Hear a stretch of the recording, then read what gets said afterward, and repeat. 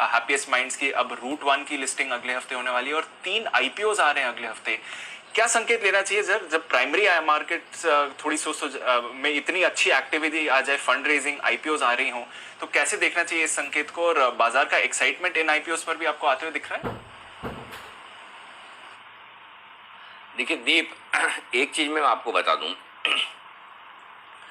बाजार है ना अच्छे प्रोमोटर्स को रिवॉर्ड करता है, पहली चीज। दूसरी चीज, अच्छा प्रोमोटर वो है जब बाजार आपको पैसे दे रहा हो तो इज्जत से ले लीजिए, थैंक यू वेरी मच बोल के।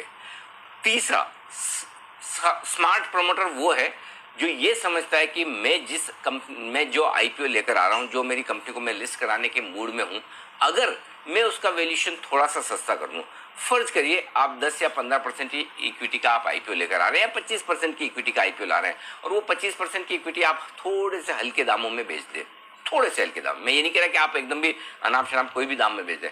अगर कोई एक इन्वेस्टर है, उसको 20 से 25%, 15% की अपसाइड लिस्टिंग पर दिखती है, तो वो पैसा लगाने की सोचता है, करेक्ट। और अगर 20-25% की अपसाइड आप छोड़ देते हैं छोटी इक्विटी पे, तो आपकी जब लिस्टिंग होती तो इतनी धुआंधार और इतनी बढ़िया लिस्टिंग होती है कि आपकी बाकी 75% हिस्सेदारी जो है ना, उसका भी वैल्यूएशन बहुत तगड़ा कर देती है। ये समझदार प्रमोटर जो है वो ये ऐसा सोचते हैं, और मैं यही चीज देखने वाली है। आज हैप्पीएस्ट माइंड को देखिए, हर आदमी मानता है ना बहुत महंगा है, वैल्यूएशन के हिसाब से आप देखेंगे है महंगा है, अब है महंगा और महंगा रहेगा।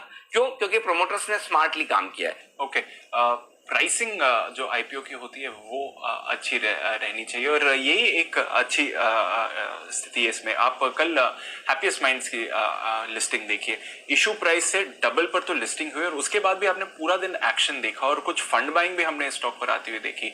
तो ऑलरेडी एक्साइटमेंट था, सब्सक्रिप्शन फिगर्स बहुत ज्यादा थे, और उसके बाद आपने लिस्टिंग के बाद डबल होने के बाद भी आपने फ्रेश खरीदारी स्टॉक में देखी। तो कहीं ना कहीं मार्केट्स पर इंटरेस्ट काफी ज्यादा है जहां तक आईपीओ मार्केट्स का सवाल है, और इसलिए आप देख रहे हैं कि अच्छी लिस्टिंग गेन्स के बाद भी अगर कुछ लोगों ने मुनाफा बुकिंग कर लिया तो फंड्स आ रहे हैं खरीदारी करने के लिए, और ये दिखा रहा है कि मार्केट में कितना स्ट्रेंथ है। तो सर, ये जो प्राइसिंग, अट्रैक्टिव प्राइसिंग वाले आप बात समझा रहे थे, उस पर थोड़ा डिटेल में समझाइए सर। तो दीप, बात यही है कि ज्यादा समझदार प्रमोटर वो है जो आईपीओ को सही प्राइस पर करे। अब एक बार दमदार लिस्टिंग होने के बाद है ना, क्वेश्चन बहुत हो जाए। सपोज मुझे हैप्पीएस्ट माइंड के आईपीओ में अलॉटमेंट मिला, अब अगर 370 वाला 300 हो भी जाता है, तब भी मेरी कॉस्टिंग 166 की है, तो एक जो सप्लाई होती ना इमीडिएटली, एक्सेप्ट उन लोगों की जिन्हें पहले दिन पहले घंटे में बेचना है, वो तो फर्स्ट डे फर्स्ट शो वाला मामला है, वो तो हैंड्स बदल ही लेते हैं, उनकी तो बात खत्म। और जिन फंड्स को लंबे समय के लिए लेना है, वो ये नहीं सोचते कि मेरे को 300 में लेना है, 350 में लेना है या 450 में लेना है। जो फंड्स 1000 का 800 का टारगेट लेकर चलते हैं, वो तो पहले घंटे में लेते हैं। मैं आपको एक इंटरेस्टिंग किस्सा सुनाना चाहता हूं। एक बहुत जाने माने फंड मैनेजर हैं, उनको मैंने पूछा, और आमतौर पर वो लिस्टिंग के दिन उनका फंड बड़ा एग्रेसिवली शेयर खरीदता है आईपीओ के, जो आईपीओ की कंपनियां उन्हें पसंद हो। तो मैंने उनको पूछा कि मैंने कहा आप इतना एग्रेसिवली क्यों लेते हैं कि स्टॉक डबल हो जाता है? आराम से धीरे धीरे लीजिए ना, जरूरी क्या कि आप पहले दिन पहले घंटे में आप सारा शेयर खरीद लें? पूरी तो जिंदगी पड़ी है, अक्यूमुलेट कीजिए। उन्होंने बहुत एक स्मार्ट आंसर दिया और बहुत वो इंटरेस्टिंग है। उनका ये कहना था कि जो वॉल्यूम आईपीओ में लिस्टिंग के दिन होता है, पहले दिन डिलीवरी वॉल्यूम, वो वॉल्यूम वापस कभी नहीं होता, पहली चीज।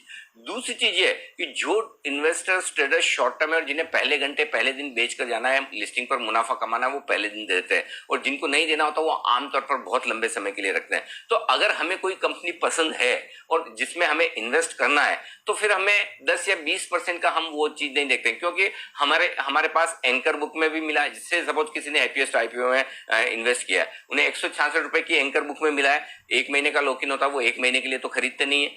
और अगर उनके पास जो 166 का है, उतना ही स्टॉक अगर वो पहले दिन लिस्टिंग पर ले लें और आराम से मिल जाता है, वॉल्यूम पूरा होता है, और बोले उसके बाद हम आराम से होल्ड करते हैं, साल 2 साल 3 साल, हमें कोई दिक्कत नहीं है। हम 25-50 रुपए के चक्कर में अगर हम ना खरीदें तो हमें वॉल्यूम और क्वांटिटी नहीं मिलती। और ये बड़ी इंटरेस्टिंग चीज है।